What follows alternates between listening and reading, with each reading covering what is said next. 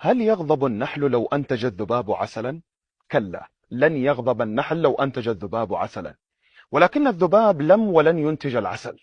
إن النحل والذباب يجمعهما تصنيف علمي واحد هو صنف الحشرات، ولكن الفرق بينهما أن النحل قد تلقى وحيا وتعاليم من السماء، وأوحى ربك إلى النحل، وعندما التزم بهذه التعاليم ونفذها أصبح النحل يأكل أفضل ما في الطبيعة، رحيق الأزهار، ثم يعطي أفضل الأطعمة العسل، ضمن نظام مترابط ومتماسك ومنظم في بيئة نظيفة.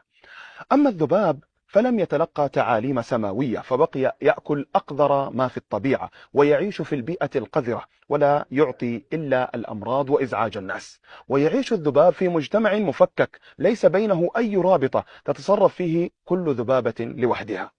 والنحل يعطي العسل الذي فيه شفاء للناس، بينما الذباب يقوم بالنهب والسلب، يسلب بشكل مزعج وإن يسلبهم الذباب شيئا. وفي ذلك عبرة للناس. فالإنسان الذي يلتزم بتعاليم الله هو إنسان أشبه ما يكون بالنحلة التي تعطي دوما بلا كلل ولا ملل.